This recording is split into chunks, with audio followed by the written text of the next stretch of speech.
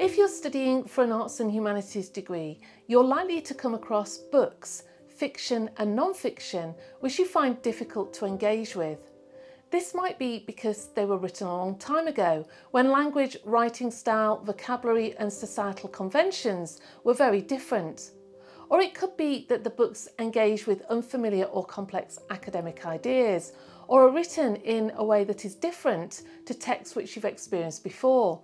Perhaps the structure is experimental, or the book is just very long.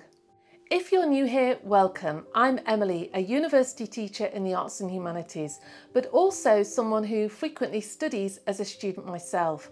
And on this channel, we explore all things study related. In this video, I'll share 12 ways you can engage with a difficult or challenging text.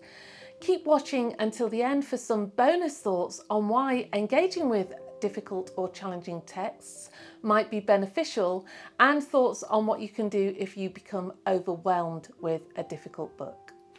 This video was inspired by my need to engage with this text, Milton's Paradise Lost, for an MA in English Literature which I'm studying. So I'll use this as my example, but many of these points will be relevant to non-fiction books and different academic disciplines. This might be a book which you need to engage with for your course materials themselves, or any text which you find challenging. If it's possible, engage with your difficult text early, before the scheduled study week or at the beginning of the study period. It's easy to procrastinate something we perceive as challenging, but starting early will mean that you give yourself sufficient time to explore ways of engaging with the text and find out what works best for you. You'll have time to take breaks, engage with additional material, and have that feel-good factor of having beaten procrastination, which will build self-confidence and resilience. Block out time to engage with your challenging book in your diary. In other words, make a timetable for your reading. Ideally, you want to aim for regular engagement with your text to build momentum and to help aid your memory. For example, looking at an unabridged audiobook of Paradise Lost, I can see that this will take me just over 10 hours to read. So scheduling an hour each day will mean that I can read the full text in 10 days. Set goals for your reading, perhaps reading for a length of time or defined sections, chapters, or a number of pages. Breaking the reading down into smaller chunks is important so that you don't become overwhelmed. Whilst reading, you could use a Pomodoro timer to ensure that your concentration remains focused throughout and that you take regular breaks. Before you engage with the actual text, you might engage with a simplified version of the text. Perhaps there is a plot summary, or another author has written about the text in an attempt to make the original text easier to engage with. It's worth exploring simplified versions of the text because this will help to orient you as you read the original text, most obviously in terms of the storyline. In other words, it will help to signpost the structural elements of the original text, making it easier to navigate.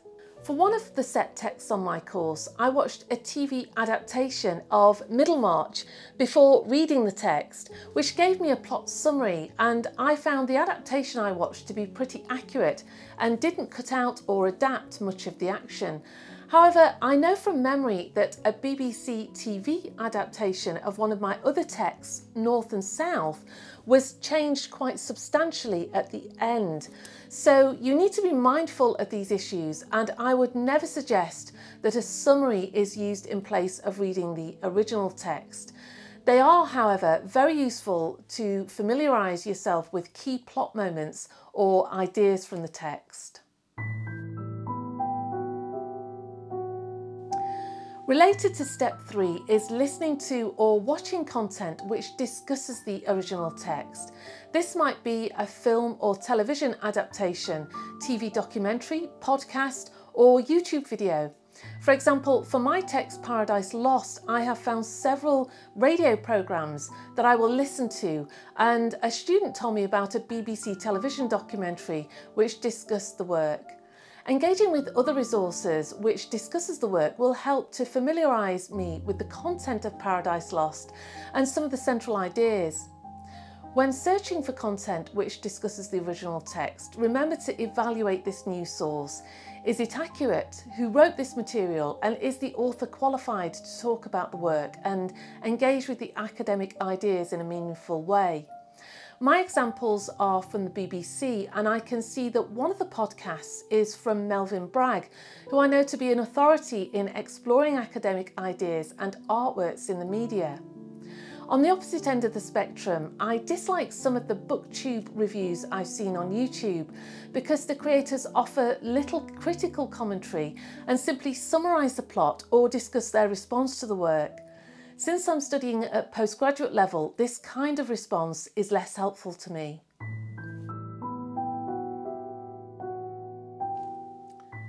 Another approach to tackling difficult or challenging texts is to engage with teaching materials which form part of your course before reading the book itself.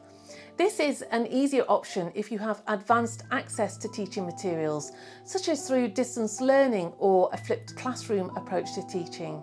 Your course materials may break down the text, draw out central themes and add context, all of which may help you to understand the original text when you read it. Chances are, if you are enrolled on a programme of study, the process of graded exposure has been managed for you in the design of your course. Engaging with difficult text becomes easier over time when you engage with other related literature. For example, I'm confident that I will be able to read Paradise Lost and understand this because I've previously studied Shakespeare and have read other early modern literature. So this continual engagement with literature of this period means that I have graded exposure to put me in a good position to read Paradise Lost.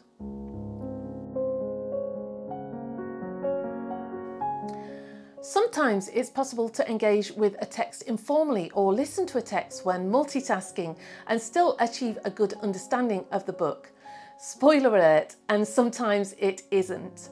For example, I've been listening to some of the 19th century novels I'm studying on lunch breaks or whilst undertaking other tasks, and I have a solid understanding of these books.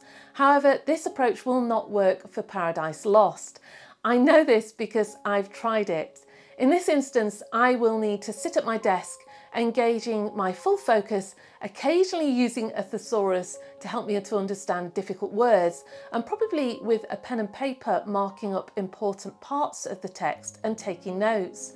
So if you're struggling with a difficult text, think about how you are reading this and be aware that not all reading is the same.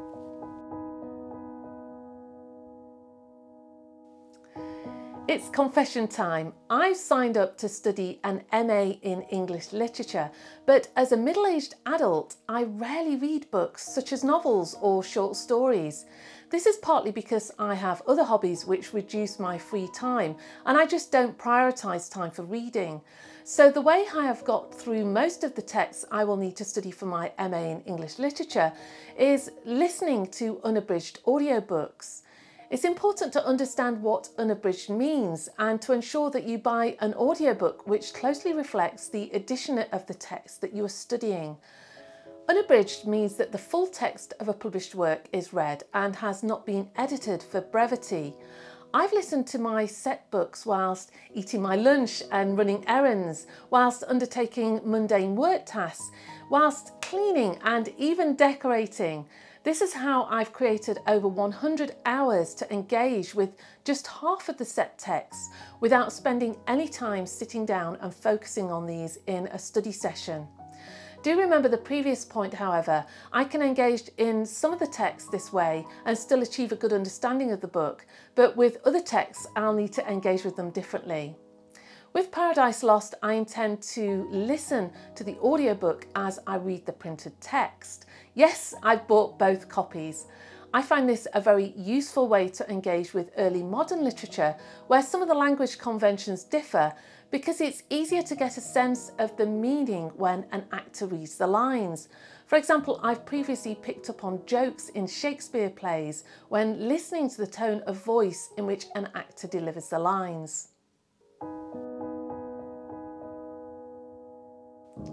Another way to engage with a difficult text, or indeed any text, is to get hold of an e-book. This presents flexibility in terms of how you engage with a book as text or audio, since a PDF reader may be able to read the text out loud. There's another advantage with ebooks in that they are searchable.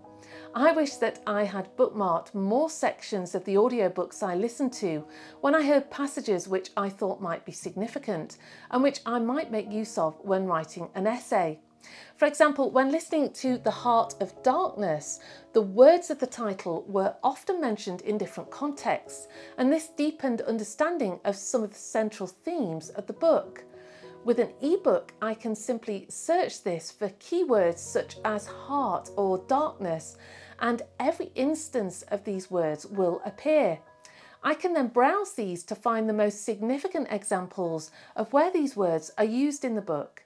This will save me hours of scanning the printed book to find a relevant passage. Reading the book several times is similar to point 6 graded exposure, in which you can build on your understanding with each read through. Since I've taken my own advice with point 1, start early, it will be a long time before I study some of the texts. Therefore, I may need to reread some of the books again nearer the time I study them. However, throughout my studies, particularly when time begins to get tight, I'll have the reassurance of knowing that I've read the set text all the way through and am familiar with the book contents. But you can also read the book in several ways. For example, I intend to read each of the set texts for my MA all the way through at least once, and then to revisit significant extracts of the books as I study them in detail. I'll develop my understanding of the book as a whole as I engage with each of the extracts I identify for further study. Some courses have lists of set texts. For example, this is commonplace with an English literature course. If you intend to read these texts outside of the course calendar, for example, perhaps in the summer before the course begins, consider the order in which you read the texts. It's easy to read the texts which appeal to you first, but consider how this might impact your motivation through reading several unfamiliar texts one after another. If you leave all of these unfamiliar texts and genres until the end of the reading list, you may be less motivated to work through these, resulting in your goal of reading all the set books incomplete. Consider keeping familiar texts as rewards for when you have completed unfamiliar texts or genres, and schedule reading of these at intervals throughout your book list. People who subscribe to my study channel will probably be aware of my Study With Me videos, which students use to study with a Pomodoro timer alongside a virtual accountability partner to help with more productive study sessions. Did you know there are also Read With Me videos where your virtual accountability partner is reading book rather than studying? Using videos like this may inspire you to keep reading at times when you feel like giving up, because your virtual accountability buddy on screen is focused and engaged with their reading. Try out some of these videos and see if they help keep you reading at moments when distraction is a temptation. Reading with other students and chatting about your books is also very beneficial, whether you're studying the same or different texts. If your books are different, as you chat, you are put in the position of having to identify some of the central themes to share, or summarising the plot, which helps you to consolidate your understanding by explaining the book to another person. If you're studying the same book, discussing your studies with a peer is one of the best ways to engage with what educational theorists describe as socio-cultural learning. That's learning as a social process. In other words, talking about your studies. Well, that's my suggested 12 ways of engaging with difficult or challenging books.